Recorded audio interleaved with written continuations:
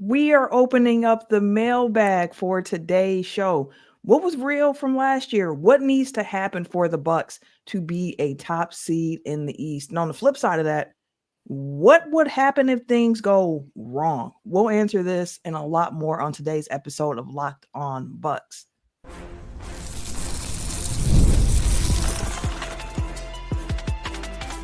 You are Locked On Bucks, your daily Milwaukee Bucks podcast, part of the Locked On Podcast Network, your team every day. What it do, y'all? Welcome to Locked On Bucks, part of the Locked On Podcast Network, your team every day. I'm Camille Davis, an NBA analyst with the Locked On Network and co-host of the Technical File podcast. Joining me is Frank Madden, longtime voice of the pod, founder of BrewHoop.com. We appreciate you for tuning in and making Locked On Bucks your first listen every single day. We are free and available wherever you get your podcast, as well as on YouTube. Today's episode is brought to you by Gametime. Download the Gametime app, create an account, use the code LOCKEDONNBA for $20 off of your first purchase. Now, Frank, as I mentioned, today is a mailbag episode. Now, if you did not get your mailbag questions in, there is still time to submit. This is just part one. And even in part one, we still can't get to every single question that we had submitted so far. And there were some, as you can see, it's just me and Frank here today.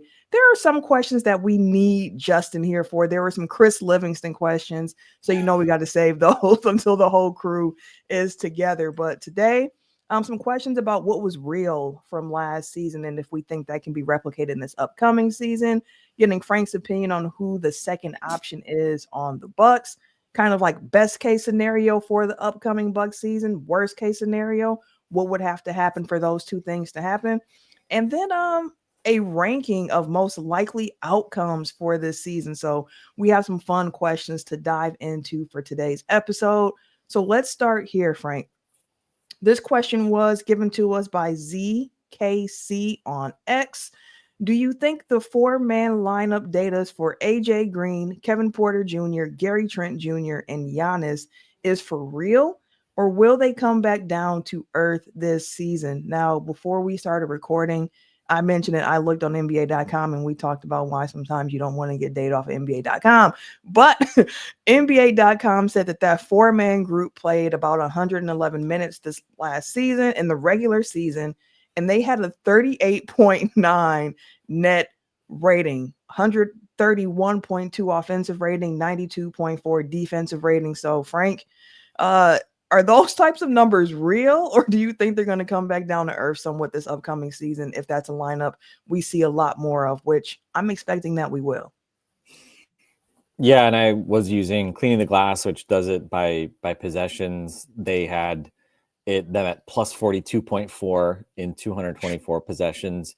I actually, just because those possession numbers are relatively modest, I mean, you're basically saying like 2 full games worth of possessions, right, essentially.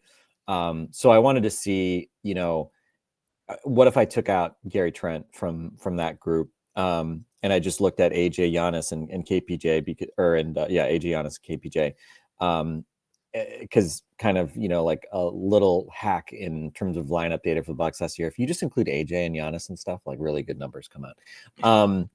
If you take out GT, you get up to 349 possessions. So you basically add like 125 possessions and your net rating falls a slight amount. You're still at plus 37.0, 133.5 offensive rating, 96.6 defensive rating.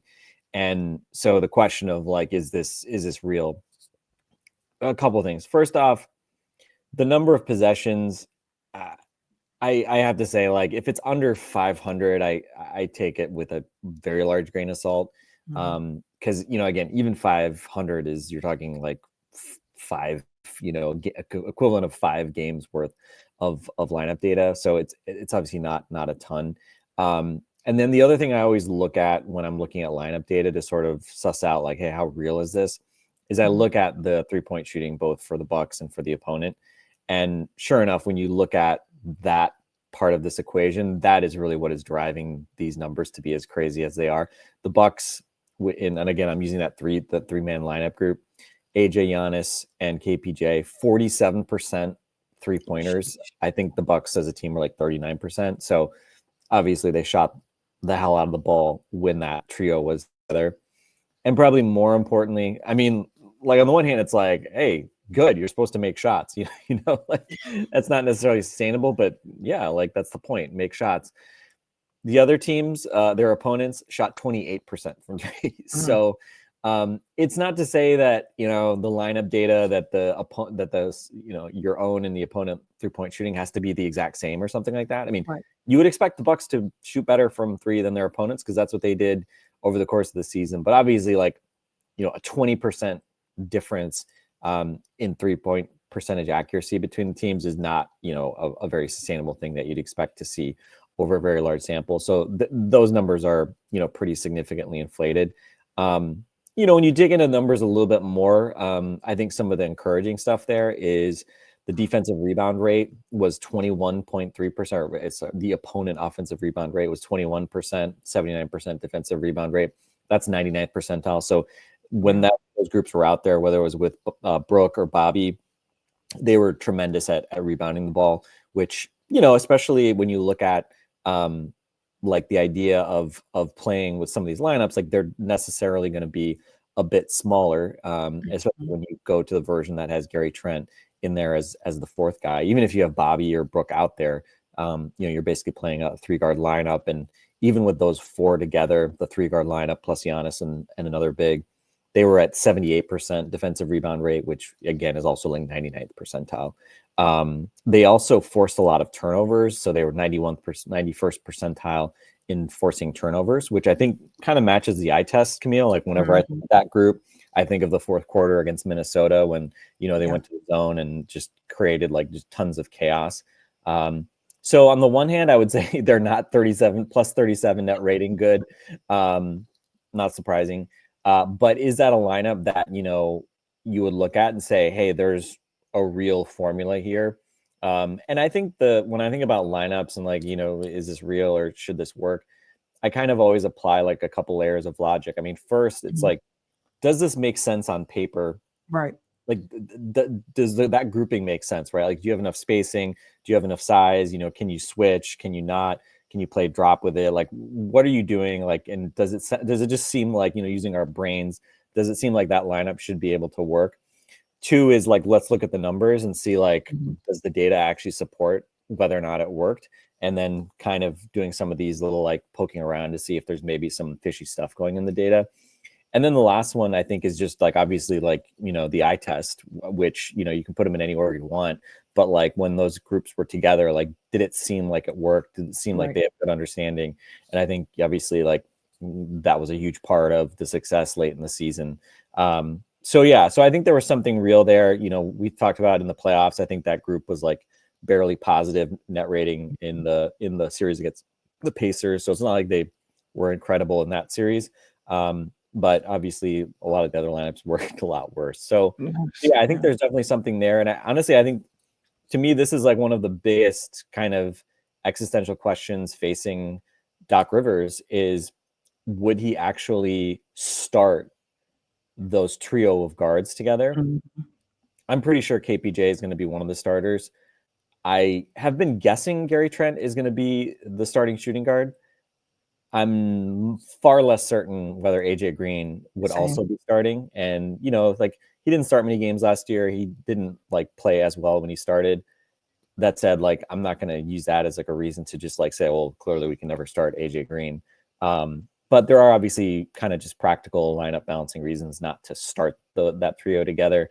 Nobody wants to hear it's because of Kyle Kuzma and Taurean Prince needing minutes, but it's a lot easier to kind of build a more like on paper kind of normal rotation if you don't have your two best, shooting guards basically starting together.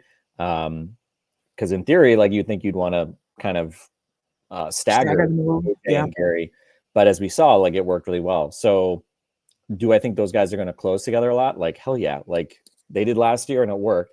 So I would expect to see that again this year. But that big question, would Doc actually start that group?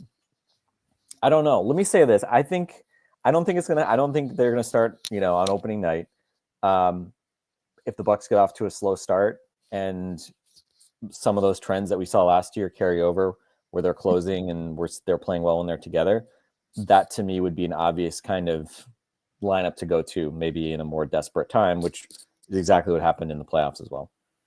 Yeah, and that was my thing of like, I wish we didn't have to wait till desperate times to get to this lineup, and like, let's just throw it out here and see what happens. And to the point of the numbers that were referenced here, like, it makes sense why John Horst said, I know the sample size is small, but when we see the data, like, we think that we have something we can continue to build around here going forward. So like, there's a lot, I think, to work with that group. Whether it starts or not is the question, and one that I am very curious to see how it continues to pan out next season.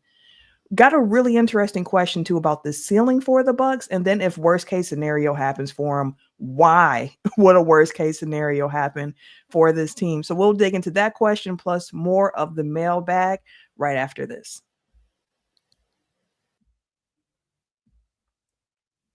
The next segment comes to you from our friends at OpenPhone, because if you are running a business and you know that every missed call is money left on the table, you got to think about that last time you had an urgent need, right? Maybe it was a plumber or a service provider. If the first person did not answer, did you wait? Probably not. You moved on, and that's why you need OpenPhone, because OpenPhone is the #1 business phone system built to streamline and scale your customer communications, all from an app on your phone or computer. OpenPhone lets you manage business calls and text from a single app. The shared inbox feature is a game changer. Your team can jump into any conversation instantly without missing a beat. And their AI agent handles after-hour calls, answers common questions, and captures leads so you never miss a customer. OpenPhone is offering listeners 20% off your first 6 months at openphone.com/lockedonnba. That's openphone.com/lockedonnba. And if you are having some existing numbers with another service, OpenPhone will port them over at no extra charge. OpenPhone, no missed calls, no missed customers. We appreciate you all for tuning in. Time is valuable. A special shout out to all the everydayers who tune in Monday through Friday. I actually recently found out that my husband's doctor is an everydayer. So shout out to Dr. Waysburn. And if you haven't subscribed to the YouTube yet, make sure you do that as well. All right, Frank, this next question comes from Clayton from X and also MEB on Blue Sky. They kind of had the same question, at least for the first part. Clayton worded it this way, saying, what would the ceiling for the Bucks be if they had a coach who didn't start Prince at the 2 all year? Non-facetious question, though. What would need to happen for the Bucks to be a top 2 seed? And then MEB from Blue Sky also asks, hey, it's All-Star break. The Bucks have a top 3 seed. Non-Giannis superhero division. What went right? And what has to happen to exceed expectations? So, Frank, what do you think would have to happen for the Bucks to be a top 2, top 3 seed in the East this upcoming season? A number of things, I would say. So obviously you kind of take for granted that Giannis just continues to do what he's been doing. So it sort of starts with that. That's probably the part you have the least sort of concerns over. I think probably another piece of this, we'll talk a little bit about like the second option sort of topic. My guess is, as we were saying earlier, my guess is KPJ is the starting point guard. And I look at him as like the highest sort of ceiling especially offensive player among that grouping of KPJ, Cole Anthony, and Ryan Rollins. So that's part of the thesis why I think I would start him, is just because, I know I liked obviously what Ryan Rollins did last year. Really excited about getting him back on the contract that they got him at. But he's not the shot creator, at least hasn't shown it consistently yet, that, a KPJ is, or a Cole Anthony is, from kind of a historical perspective. So I think you need shot creation, you need firepower in that starting group.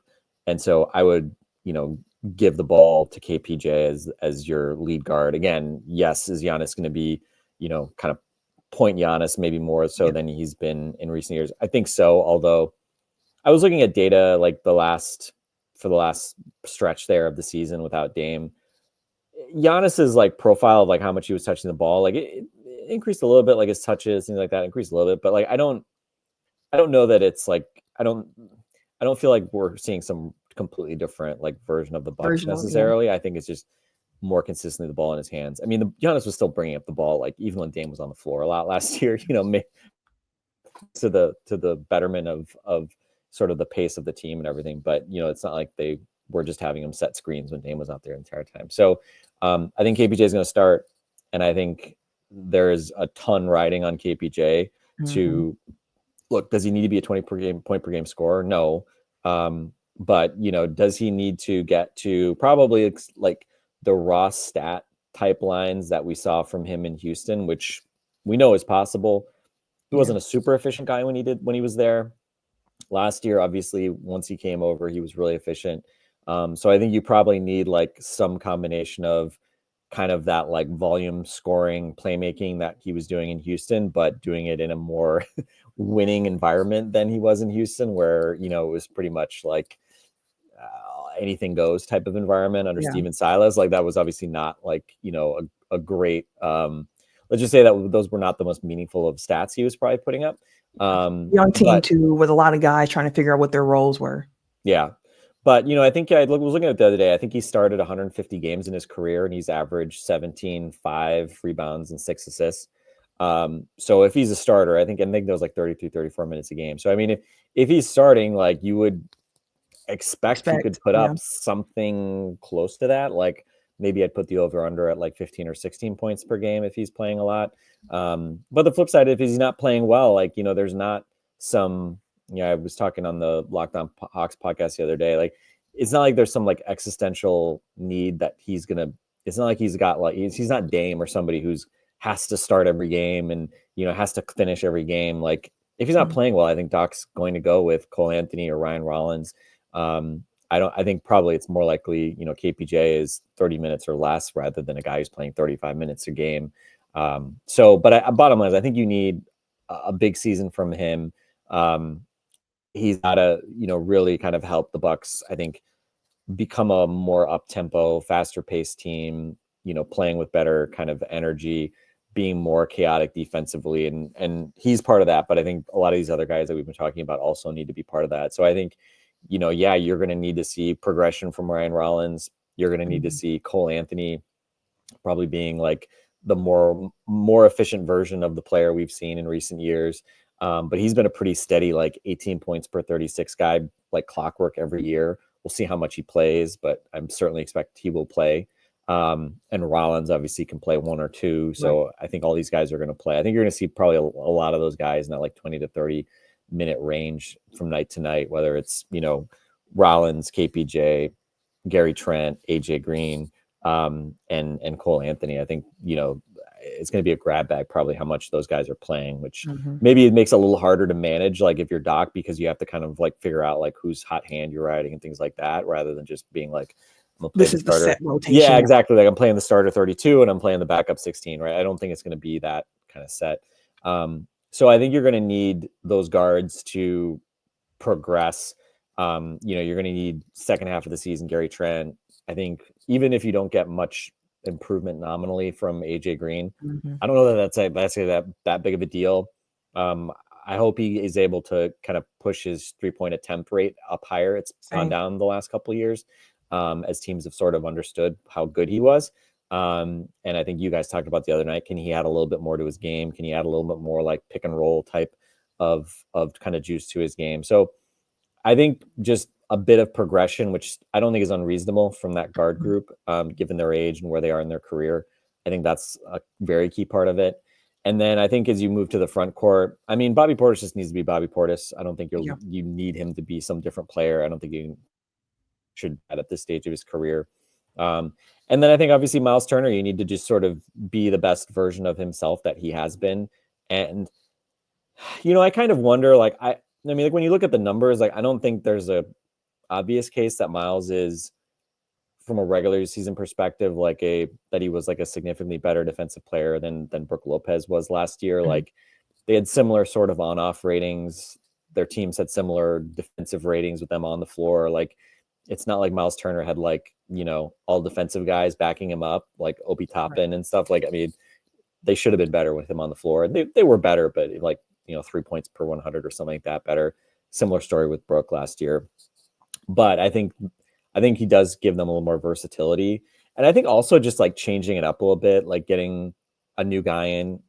Myles Turner's going to be motivated. He's going to have something to prove. Different juice. Not that like Brooke was lazy or taking things for granted or something, but I think everybody probably got into a degree of a comfort zone with him. And I think having a guy like Myles who moves a little bit better, can play up tempo, going both ways a little bit more easily than certainly Brooke can. I think you have to cross your fingers that this team can discover another level defensively compared to where they were a year ago. Yep. With older Brooke and of course with Dame playing maybe not the entire season but a big chunk of the season and bringing his usual kind of trade-offs on offense versus defense. So I think the defense, I think we've talked about it before. I think if they're going to be really good, if they're going to be like a top 2 seed, the defense probably has to be like top 5. Yeah, not even top. I was thinking the same thing, and also then, better in the forcing turnovers too. They're a top 2, top 3 seed. Yeah, and the offense, I think. I don't think they can create an elite offense with this group of players. I don't think they have like the individual sort of star power outside of Giannis to do that. But it's almost like, I mean, you're a big Green Bay Packers podcaster. Like what just kind of occurred to me almost is like, it's almost like the Packers wide receiver core where it's like, a lot of guys, like a lot of guys who are like pretty good players, and like work well with Giannis in terms of a lot of guys who can shoot, do different things, and can be good enough on, kind of both ways. So, can that sort of lack of a star end up being a little bit of a benefit because you can't as easily game plan for the way they like to play? I don't know. That's maybe our, August glass half full sort of way of approaching it. So I think, but I think they have to kind of really become a defensive first team, which, I mean, I think Doc Rivers and Budenholzer and everybody has sort of like wanted to do that every year, is like kind of hang their hat on defense. Now I think they really need to do that given the lack of offensive firepower. And then I think on offense, I think the Hacks are obviously playing faster, right? Which Myles will let you do. The guards, I think, will let you do. You don't have to tell Gary Trent twice to take early clock threes in transition. You don't have to tell AJ Green, hey, pull up from 30 feet if you got an open look. Probably the thing that'll slow them down the most is Giannis just being tired and like walking the ball up the floor. Bringing the ball up slow, like Giannis is either like pushing it hard for fast break buckets or walking it up and them getting in their offense slowly. But I think the Hacks on offense are shoot even more threes. You led the league in 3-point percentage. Shoot more threes. With Giannis and his gravity, I think it's a reasonable ask. I think they need to probably be, better at cutting and moving off the ball and being a less static offense, especially if you're playing through Giannis, who's a guy that obviously has been, I think come passer, like, the high-low game that he's had with Brooke, he's figured out how to pass the ball to cutting players a bit. But for the most part, this is a team that Giannis's movement allows guys to just sort of stand there and get wide open catch and shoot looks. It's not like as much like a Jokic type thing where, guys are moving and he's statuesque and doing dribble handoffs and throwing stuff, right? And I don't think he needs to play like Giannis or play like Jokic or something. But, I think just more variability would be helpful, more movement off ball. I think that's something like a team like Cleveland showed last year, like why they were so dynamic, not just 3-point shooting, but just people moving, being more dynamic. And then I think the other piece is, especially if you can be a better defense and get back more easily with Turner and the kind of these quicker players, can you actually be not by far the worst offensive rebounding team in the league? Again, like it's not uncommon that teams choose to focus on getting back in defense rather than crashing the offensive glass. I think with a guy like Turner, I think Van and Justin mentioned it the other day, like the Pacers were always like way worse on the offensive glass when Myles is on the floor, which is completely logical because he's spending a lot of time at the 3-point arc. And the same thing was true with Brooke. Like if your center is like picking him and popping a lot, you're not going to get offensive rebounds at the same rate versus if that guy is stationed on the basket. So that's just natural. But, we saw it with Bud in the kind of later stages of his thing. Like, picture Grayson Allen would dart in from, the corner on a shot and just try to bat the ball out to get a second chance. There's things you can do potentially, which wouldn't necessarily result in, a lot worse transition defense, I think, to maybe give you a chance to be a little bit better at getting reloads. Because honestly, that's a big reason why the Bucks offense last year was like just weirdly, I always say less than the sum of their parts, right? Mm-hmm. Giannis and Dame, highest scoring duo in the league, best 3-point shooting team in the league. They're a mediocre offense. How does that work, right? Well, no second chance shots is a big part of it. So a lot of things probably, especially to get the 2 seed, I think would be very difficult. But I think you basically have to be an awesome defensive team, and then you figure out a way to really be a pain to play against with Giannis, and then basically transition and movement and some things that they have not done historically.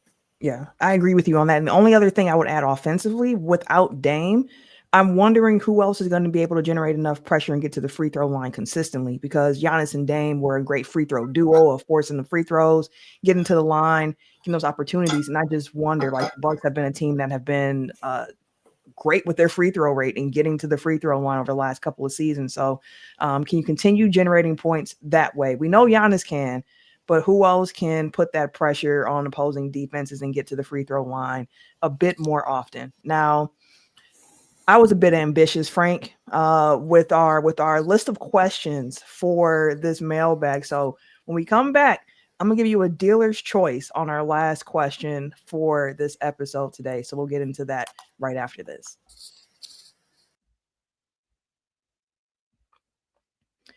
I have mentioned it before, and I will mention it again. I personally love Gametime because I'm a procrastinator. And Gametime is a type of place where if you decide the last minute to head to a game with friends or family, Gametime can come in because it's the easiest way to grab last minute tickets without the stress. With the money that you save on tickets, you can splurge on food, drinks, merch. And I always got to get a shirt when I go somewhere. I need a merch shirt every single time. Or you can even invite more people to come along with you. Gametime makes it possible. Gametime makes buying tickets fast and simple because the prices on the app actually drop the closer you get to first pitch, to tip off, so on and so forth. They have incredible last minute deals, plus clear seat views and the lowest price guarantee that takes the worry out of buying. For example, if you ever get tired of endless scrolling, actually trying to find the best deal, Gametime has zone deals which pick the best seats in your section for you. So take the guesswork out of buying tickets with Gametime. Download the Gametime app, create an account, use the code LOCKEDONNBA for $20 off your first purchase. Terms apply. Again, create an account and redeem the code LOCKEDONNBA for $20 off. Download the Gametime app today. Last minute tickets, lowest price guaranteed.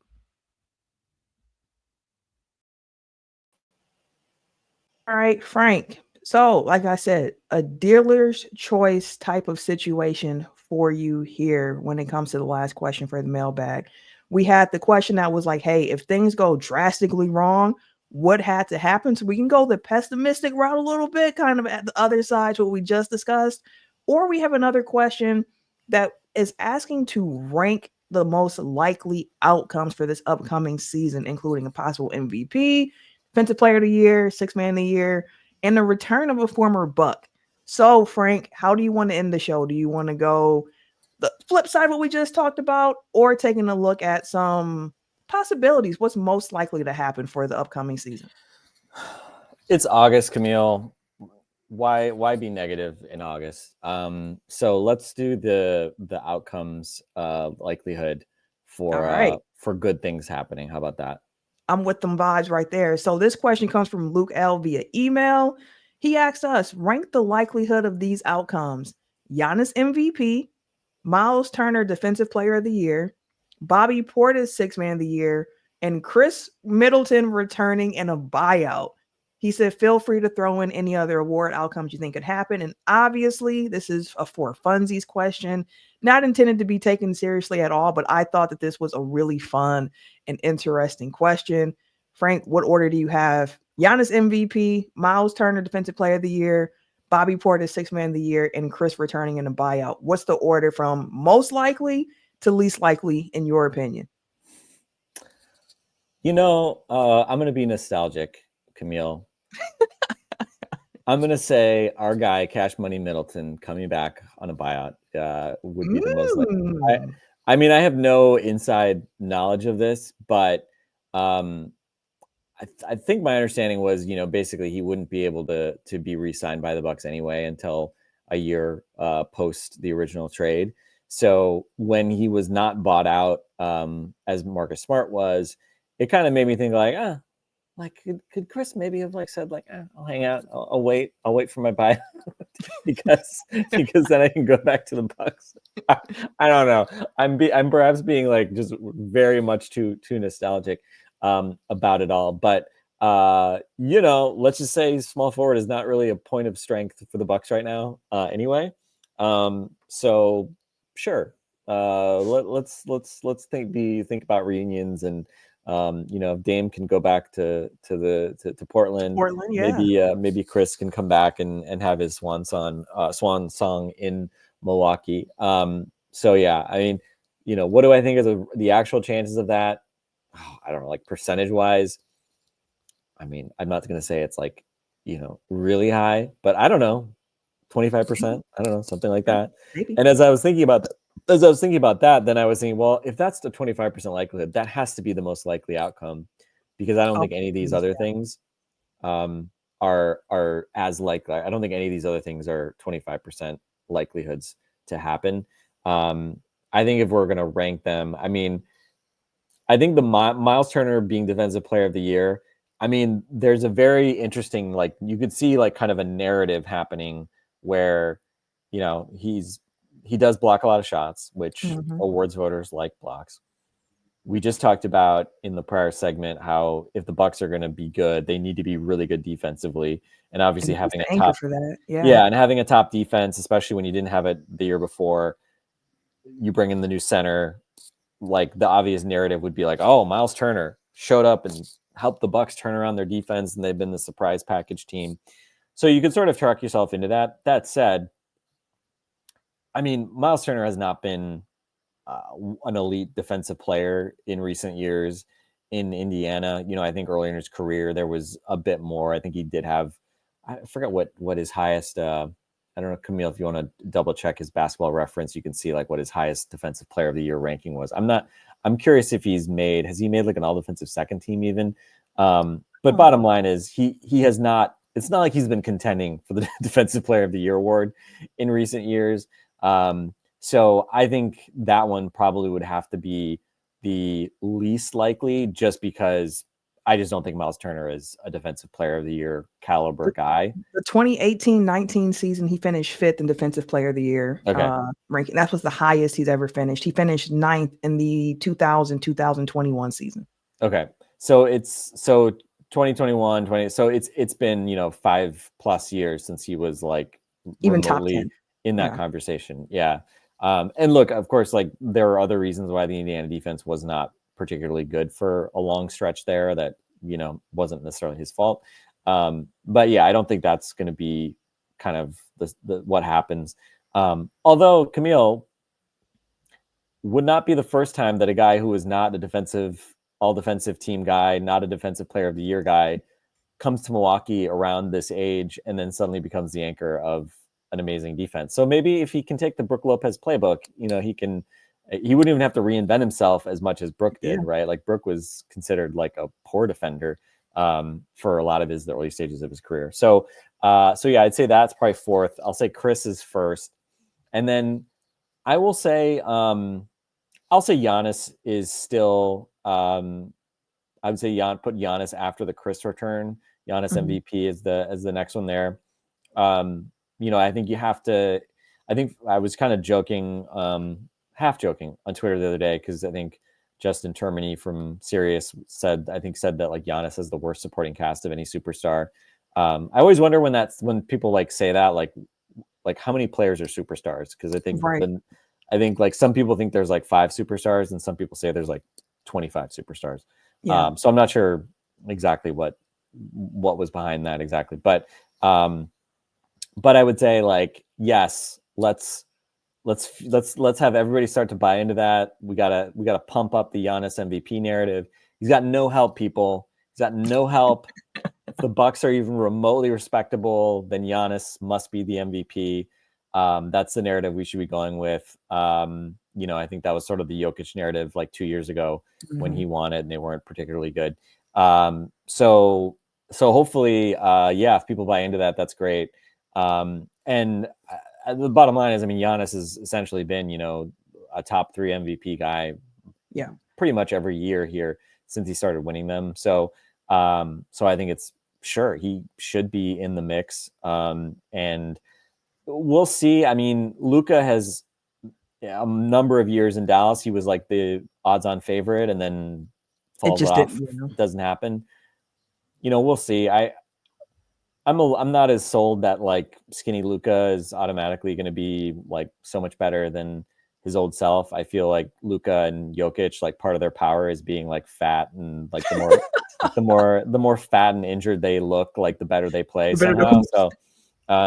So I don't know. I feel like the dad bod may have been part of his secret sauce. We'll see. But they obviously have to win at a high level to justify him being kind of in that mix, and we'll see. I mean, Jokic is Jokic. He's incredible. I think the Nuggets will be better this year, so it could help Jokic's case. That certainly helps Jokic's case. And then with Shea, he won it, so he's already won it. So there may not be as much appetite to give him another one. But he just won the championship too. So people, it's not like he won it and then, got knocked out. Had a bad playoff run, and then everybody lets that affect how they view them in the upcoming season. Yeah, exactly. So, I mean, I think that's the 4. I don't think I'm missing anybody that like would reasonably be in the mix. Obviously Embiid with the injuries, like I don't think anybody was going to talk about him really at this stage. So we'll see. But I think Giannis has a chance. Wouldn't say he's a favorite or anything, but I think there's an angle. If the Bucks win 48 games and are the 4 seed, I think they have to be top 4 for the Giannis MVP thing to actually happen. I think they have to have home court. I think if they won 48 games, there'd be a lot of like, oh, look at the Bucks. Oh, wow. We were ready to bury them. So I think that's kind of what would need to happen. And then Bobby Sixth Man of the Year. I mean, he's been a finalist for Sixth Man of the Year. So kind of like the Giannis thing. I mean, he's been in that mix. I'd say the Sixth Man of the Year is, a kind of a weirder award. It's more of a vibes-based award than certainly MVP, where people actually like give it some real thought. So again, like, is there a, vibes, Bucks are a pleasant surprise, and Bobby is a big part of that type thing? Like, could be. Myles Turner historically has not played as many minutes as Brooke did the last couple of years. Not by a lot, but Myles has generally been like a shade under 30 minutes per game. Brooke was up over 30 the last few years. So that, could mean more opportunity for Bobby. And also Brooke was never hurt. So if Myles Turner misses, 10, 15 games a year, it changes, as opposed to 2 or 3 or whatever Brooke was missing, then that would mean, just more run for Bobby to put up numbers and everything. So we'll see. Could be, but I definitely wouldn't expect it. But so those are my rankings. I don't know. What do you think? So I think that I would go with the Giannis MVP as most likely, just because he's been top 3 the last few years, and I think there's a narrative component if the Bucks have a good year this year, where it's like, okay, we've seen the dominance in the numbers from Giannis the last few years, but now we also have narrative associated with it, and there's no other superstar playing next to him. So like, I can see the argument for the Giannis MVP case really strongly. So I think I'd put that first. I think I would put Bobby Sixth Man of the Year second, honestly. Just because, again, he is somebody who's finished top 3, not last year because he didn't play as many games last year, but the 2 years before that, top 3 finish as Sixth Man of the Year. And there could be just more opportunity for him to soak up those minutes, as you mentioned. I'm going to go with Chris returning in the buyout as 3, because, again, you hate Chris because you hate Chris. That's really what this comes down to.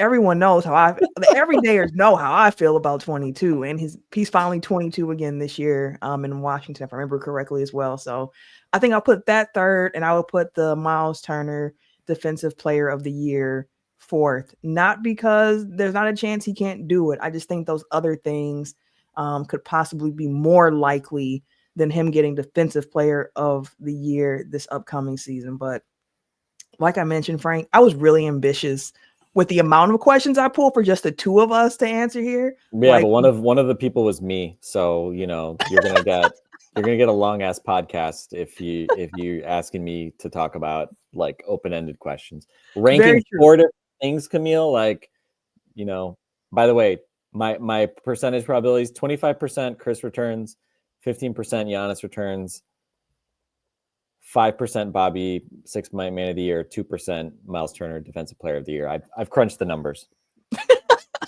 The number man came through with the numbers for y'all. Don't ask me for the spreadsheet, but I'll act like I have it. See, the next time we do this, we actually will need the spreadsheet, because one of the questions that we didn't get to today was looking at next summer and some cap possibilities for that. I mentioned there were some Chris Livingston questions that we wanted to hold until Justin got back. Knock yourself out, Justin. I'm letting you take those. Listen, we got it. We got the Chris Livingston part down when Justin comes back. And then the more pessimistic side of it, of like, if the Bucks were in 8th seed at All-Star break and people weren't hurt, what went wrong? So we have so many more questions to get to. There is still a chance for you to get your questions in if you have not yet already. You can tweet at us, hit us on Blue Sky, drop them in the comments. There's also a post on our YouTube asking for the mailbag questions. So feel free to drop them there. We have a long August, so we'll have plenty of time to get to these mailbag questions. So thank you for making Locked On Bucks your first listen today. For your second listen, find the Locked On NBA podcast, where there is no off season. Doug, Matt, and Hayes will keep you up to date on contract negotiations, rumors, everything you need to be the most informed NBA fan. So find Locked On NBA on YouTube or wherever you listen to podcasts, part of the Locked On Podcast Network, your team every day. We truly do appreciate you for tuning in. And for Frank and myself, we will catch you later.